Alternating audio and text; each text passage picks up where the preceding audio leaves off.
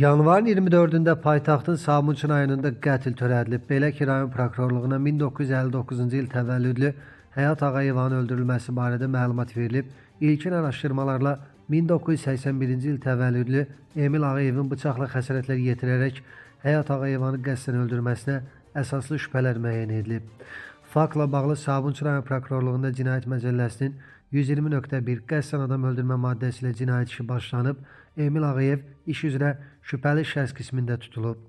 Trendin məlumatına görə hadisə Maşdağa Südçülük Savxozunda baş verib. Bildirilib ki, 67 yaşlı Həyat Nəzər qızı Ağayevanı qətlə yetirməkdə şübhəli bilinən Emil Ağayev onun oğludur.